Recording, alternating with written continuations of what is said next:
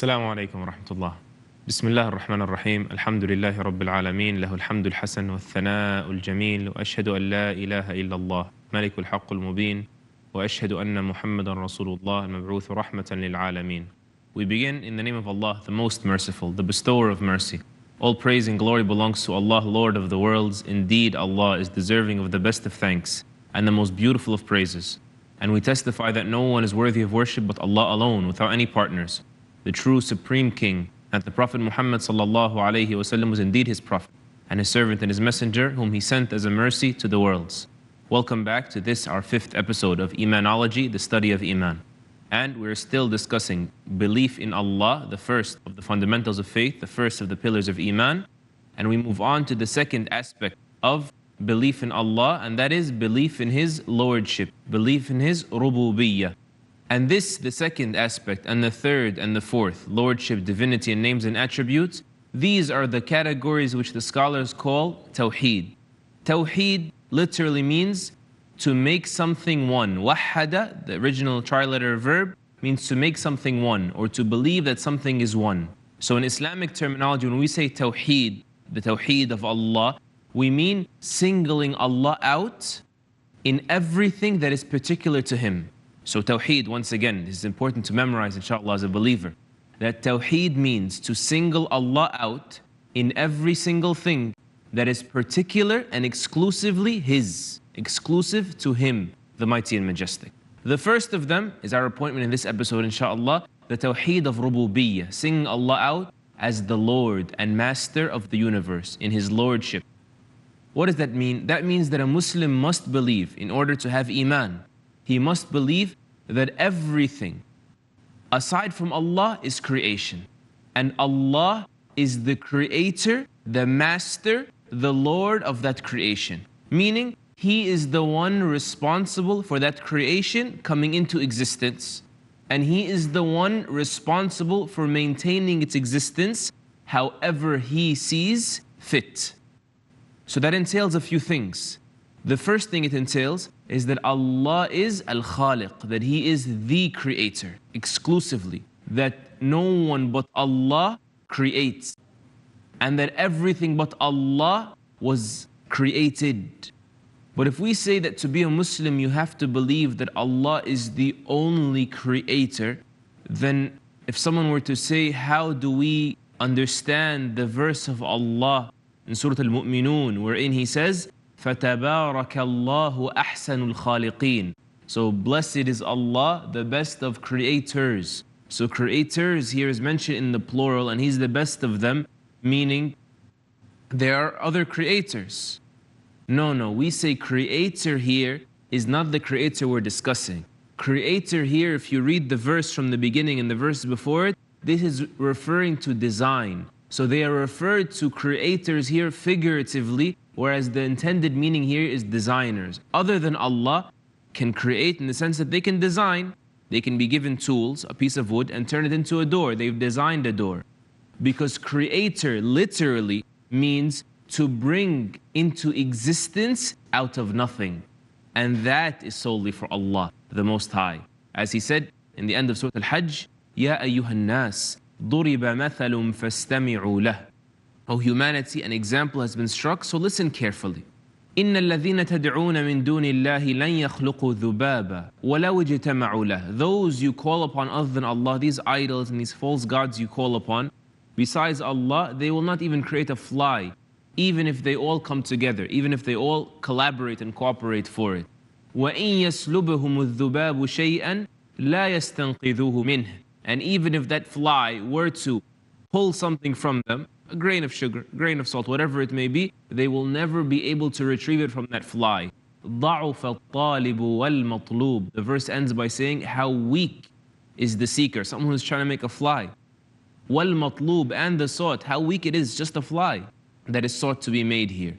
But even in this age of engineering and the age of technology and the age of cutting edge tools and research, we cannot and will not ever create, meaning out of nothing. Yeah, we can design a jet, we can make a computer, we can put together a robot and build it, but we will never create. It's important to understand this is the meaning of creation. Because some of those that fell off the correct path fell off because of this. One man who claims to be a Muslim, I heard him say, because of his being astounded by the creation, right, of Dolly, the first cloned sheep, if you remember. He said, we have reached a new plateau today. The creation of Dolly, he says, is more impressive than the creation of Jesus, the son of Mary. And this is a despicable statement that removes someone beyond the pale of Islam in reality, because Allah created Jesus, the son of Mary, without a father, a miraculous birth, as a challenge, as a manifestation of his power, and a challenge to those that contend with his lordship of the universe. He says, I'm in control. I create Jesus without a father, the same way I created Adam without a father or a mother. And this person says, we've created Dolly, and this is more impressive, because he did not know what the meaning of creation was. Even if we are to design something, we already cheated, because we picked up tools, then we designed. Even our design wouldn't be better than Allah subhanahu wa ta'ala's design, right? But in reality though, creation means out of nothing, without tools. Only Allah does that. He says to a thing, be, and it is. إِنَّ مَثَلَ عِيسَى عِنْدَ اللَّهِ كَمَثَلِ آدَمَ. Indeed, the example of Jesus in the sight of Allah is like the example of Adam, the verse says. He created him from dust, Adam. ثُمَّ قَالَ لَهُ كُنْ فَيَكُونَ. And then he said to him, be, and he was. And Allah says in the other verse, this is not just one human being. He says your creation and your resurrection is all like one soul, meaning it's one statement. And all of a sudden they're resurrected again, the same way it was just one statement, and out of nothing we came into existence. Only Allah is the creator. Rububiyyah, lordship, also entails that Allah is the only true owner. Allah Azza wa Jal, He says in Surah Al-Baqarah, أَلَمْ تَعْلَمْ أَنَّ اللَّهَ لَهُ مُلْكُ السَّمَاوَاتِ وَالْأَرْضِ. Don't you know that belonging to Allah is the ownership and the sovereignty, meaning the authority of the heavens and the earth, meaning everything above you, everything below you, the entire universe. Allah is its owner, right? We don't believe, as some others believe, that the deists, some of them believe that God created the universe, so they believe in a deity. That's why they're called deists. But then He divorced His creation. He separated Himself from His creation. No. We say that Allah is the owner of His creation. He always was and always will be. That, of course, doesn't negate property rights in Islam, right? We believe that people are owners of things. But we believe that Allah is the only true owner, the only correct owner, because our ownership in reality is more of a managerial position than anything, because it's limited and it's temporary. So it's as if it's not really ours, it was granted to us. We'll never own everything, nor will we own anything forever, right or wrong. This is a reality that a Muslim comes to terms with, that Allah is the only true owner, even though in a sense, and even legally speaking in Islam, there is ownership for the human being, but that ownership must be understood in its proper light, that it is temporary and it is limited. And that's why Allah has injunctions in His religion, even legally speaking, with regards to this ownership. Like the person who steals, a certain procedure with them in Islam that proves that there's ownership.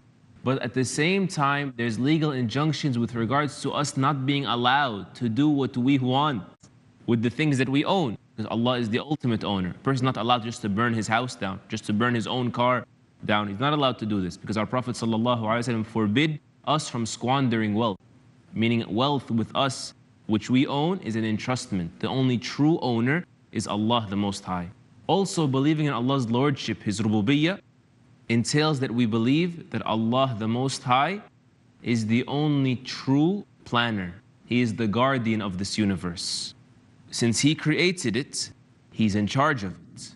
As Allah says in the Quran, أَلَا لَهُ الْخَلْقُ وَالْأَمْرُ. Indeed, certainly, for Allah is al-khalq, the creation, and for Him is al-amr, the command. And of course, Ibn Abbas radiallahu anhuma, first of all, he says, مَنْ بَقِيَ لَهُ شَيْءٌ فَلْيَأْخُذْ. Very beautiful statement. He says, whomever has anything left after this ayah, let them take it. Meaning Allah is saying, belonging to Him is the creation, all of it. And belonging to Him is the authority, the sovereignty. Meaning, who has anything left? This is the essence of rububiyyah, that Allah is the master, that Allah is the Lord, that Allah is the supreme king of this universe. Belong to Him is the creation, and belonging to Him is the command. And of course, the command belonging to Allah, this can be understood in two lights. The command, meaning He destines whatever He wants to happen, and that's what happens. Then there's the command with regards to His laws, which He tests humanity with. Will you follow His laws and abide by His injunctions? And whether you accept them or not, that's what determines whether you're a person of Iman or not, whether you're a believer or not. But as for Allah's planning in the universe, His command in the sense of His injunctions and what He destines, this no one has a choice with. And this is what's intended here when we say Allah is the only true planner, meaning Allah is the only one whose plan is always carried out. Does that mean we don't have free will? No, we have will. But our will is subordinate to the will of Allah. Because He's the Rabb, He's the Master. Not everything we say goes, rather everything He says goes. And that's why the verse tells us, وَمَا تَشَاءُونَ إِلَّا أَن يَشَاءَ اللَّهُ رَبُّ الْعَالَمِينَ. And you don't will except that Allah wills, Lord of the worlds. So Allah the Most High, He is the true planner. His plan is always carried out, whereas our plan is not always carried out. And the plan of Allah subhanahu wa ta'ala, the Most High, if our plan conforms with it, then it will happen. And if it doesn't, then it will not happen.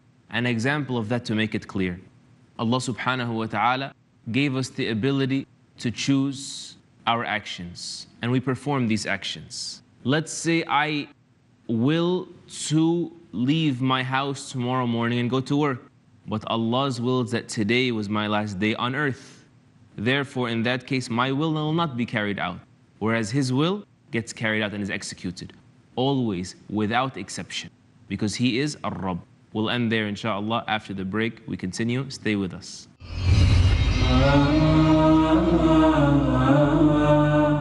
Assalamu alaikum. I'm Zakir Naik, and you're watching Peace TV, the solution for humanity.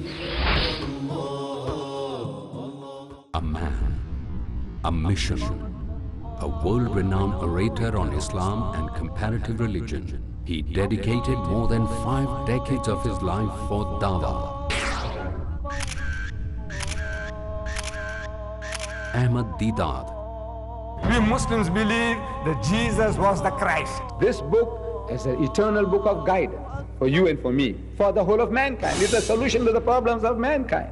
The miracle is when you expect a man to be dead and he's alive. That's a miracle. Man with a Mission, today at 6 p.m. and repeat telecast at 9 a.m. Saudi Arabia on Peace TV.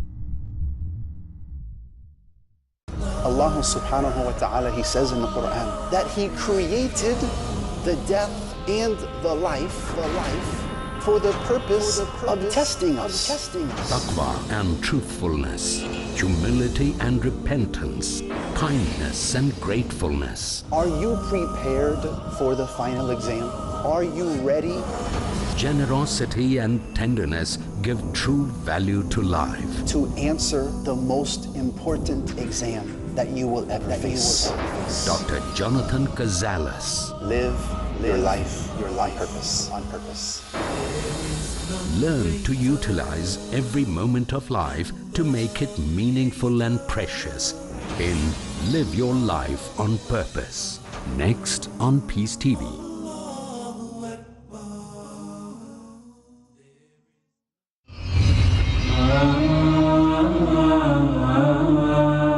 Assalamu alaikum wa rahmatullah. We're going to discuss bi'idhnillah azza wa jal the pillar of al-uluhiyyah, the divinity of Allah. Tawheed al-uluhiyyah, to single Allah out in His divinity, meaning in His right to be worshipped. This crucial part of belief in Allah entails that a Muslim single Allah out in theory and in practice when it comes to the acts of worship and the acts of devotion. This is in reality the right of Allah over His slaves. We have the hadith of Mu'adh ibn Jabal radiyallahu ta'ala anhu in Bukhari and Muslim, that he says, I was riding behind the Prophet Muhammad sallallahu alayhi wasallam on the same animal. Look at the humility of your Prophet sallallahu alayhi wasallam that allows others to ride with him on the riding animal. And he says, so the Prophet sallallahu alayhi wasallam turned to me and he said, O Mu'adh, do you know the right of Allah upon His slaves, upon His creatures? So I said, Allah and His Messenger know best. It's from His wisdom. You don't answer when the Messenger of Allah is there. Why should I? When He can give us the best answer. For the best of guidance, the guidance of Muhammad sallallahu alayhi wasallam. So he said, Allah and His Messenger know best. So he said to him, the right of Allah upon His slaves is that they worship Him alone, without associating any partners with Him. Then he said, O Mu'adh, do you know the right of the slave upon Allah? And of course, Allah the Most High doesn't owe us anything. This is a right that He granted us upon Himself, right? He made Himself liable to grant us that right. So Mu'adh ibn Jabal, when he heard this question, he repeated the same response. Allah and His Messenger know best. So he said, sallallahu alayhi wasallam, the right of the slave upon Allah is that He does not punish him if he does that, if he worships Him alone without associating partners with Him. So this Tawheed al-Uluhiyyah, singling Allah out in being divine, in being worthy of worship, this is what makes a Muslim a Muslim. You know, we said in theory and practice for a very important reason. There's an operative function for that term, theory and practice, because even if you worship Allah, that's not all that's demanded of you. Rather, you must believe that everyone else that is worshipped besides Allah, even if you're not the one worshipping that other, that is false. Notice how you become a Muslim, you say, La ilaha. The first thing you say, there is no deity, no God worthy of worship but Allah, the Most High. Right? There is no one worthy of any worship, mine or otherwise, except Allah, the Most High. So that's what makes a Muslim. And that's the differentiating factor between you, the Muslim, and between other claimants of monotheism, those that say we worship one God. And this in reality is the mission of the prophets. Because we said deep down inside, every person knows that Allah exists. And every person knows that he was created by Allah. Even if he does not know His name, even if he does not know the details of what is demanded of him, the rights of Allah, he knows all this. This is the mission of the prophets. And this is the purpose of life, to single Him out in worship.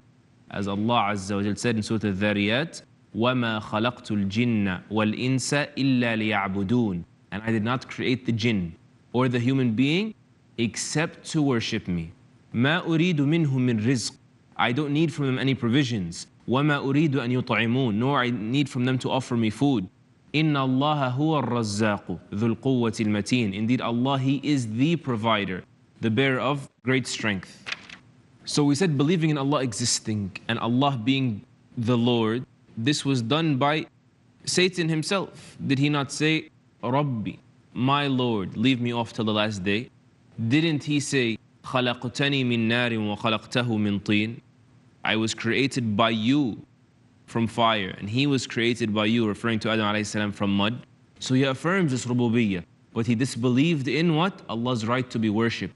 When he saw himself qualified to legislate alongside and on top of the legislation of Allah. Allah said prostrate, and he said, I don't have to. This is the difference. Likewise with the disbelievers in the time of the Prophet sallallahu alaihi wasallam, Allah the Most High says, وَلَئِن سَأَلْتَهُم مَّنْ خَلَقَ السَّمَاوَاتِ وَالْأَرْضِ لَيَقُولُنَّ اللَّهِ. And if you were to ask them who created the heavens and the earth, they would say it was Allah. So they believed in Allah existing and being the Lord, but associated partners with Him. And associating partners with Allah will invalidate your deeds and nullify your iman. And so that we would understand the drastic and critical nature of this, our Prophet Muhammad sallallahu alaihi wasallam was threatened in the Quran about it. In Surah Al-Zumar, when Allah subhanahu wa ta'ala said to him, وَلَقَدْ أُوحِيَ إِلَيْكَ وَإِلَى الَّذِينَ مِن قَبْلِكَ لَإِنْ أَشْرَكْتَ لَيَحْبَطَنَّ عَمَلُكَ وَلَتَكُونَنَّ مِنَ الْخَاسِرِينَ. And indeed it has been revealed to you, O Muhammad sallallahu alaihi wasallam, just as it was revealed to those before you, that if you commit shirk, if you associate partners with Allah, you don't single Him out, then you will be of the losers, your deeds will be voided, and you will be of the losers. So shirk is the antithesis of tawheed. So if tawheed means to single Allah out in everything that's particular to Him, shirk is to associate partners with Allah in anything that's particular to Him. To believe that other than Allah is the creator, other than Allah is the ultimate owner or the planner. And likewise in uluhiyyah, to believe that other than Allah can be worshipped, or to believe that other than Allah can be legislated, or to believe that other than Allah, this can happen even at heart, can be feared the way Allah is feared, or hoped in the way Allah is hoped in, or loved the way that Allah is loved. As Allah mentions in the Quran, وَمِنَ النَّاسِ مَن يَتَّخِذُ مِن دُونِ اللَّهِ أَنْدَادًا يُحِبُّونَهُمْ كَحُبِّ اللَّهِ. And among humanity are those that set up rivals to Allah, shirk. How? By loving them the way they're supposed to be loving Allah. وَالَّذِينَ آمَنُوا أَشَدُّ حُبًّا لِلَّهِ. As for the people of Iman, we're studying Iman, right? As for the people of Iman, they have a more intense love for Allah. They have tawheed. They single Allah out even in that love, rather most importantly in that love. So this is with regard to devotional acts of the heart or even of the limbs. To sacrifice an animal for other than Allah is an act of shirk. It nullifies our tawheed. For a person to circumambulate around the grave instead of the Kaaba, this is an act of shirk as well. Likewise, when it comes to legislation, if a person were to believe, for example, I can be a vegetarian and be Muslim, we say, you're right, if it's a personal preference. But if you believe that it is incorrect to slaughter an animal for the sake of food, then you're legislating on top of Allah's legislation. And this becomes what? A problem with Tawheed al-Uluhiyyah, singling Allah out, His right to be worshipped, His right to be humbled before, whether in rituals or in legislation. And that's why when Allah subhanahu wa ta'ala sent down the ayat to His Prophet sallallahu alayhi wasallam, He did so explaining to them that of the ways to commit shirk is to allow for these others to use their logic to override the laws of Allah and for you to accept that. When they used to come to the believers and say, why do you eat zabiha? Why do you only eat what you slaughter? But you don't eat dead meat, meaning an animal that's found, a carcass, carry on. Why don't you eat something that has been slaughtered by the hand of God, they called it. Logic now, right? Here's the argument. Allah sent down the ayat saying what? And indeed, the devils, inna shayateen, لَيُوحُونَ إِلَىٰ أَوْلِيَائِهِمْ. They inspire their allies, meaning these pagans, لِيُجَادِلُوكُمْ, so that they may argue with you. These supposedly rational arguments, right? You only eat what you slaughter, but not what the hand of Allah slaughters. So that they may argue with you. Allah says, and if you obey them, إِنَّكُمْ لَمُشْرِكُونَ. You are people of shirk. You have associated partners with Allah. Eating dead meat is not going to remove you from Islam in and of itself. But you accepting that argument means that you have equated the right of Allah in legislation with the right of Allah of others. And we say also that a person on the Day of Judgment, he comes to the realization that the most incorrect assessment is for a person to equate others with Allah. As Allah mentions in the Quran that they say, mention Surah Al-Shu'ara, تَاللَّهِ إِن كُنَّا لَفِي ضَلَالٍ مُبِينٍ إِذْ نُسَوِّيكُمْ بِرَبِّ الْعَالَمِينَ. Indeed, we were in manifest error when we equated you with the Lord of the worlds. Meaning we knew He was the Lord, then we equated you with Him. How could we do that?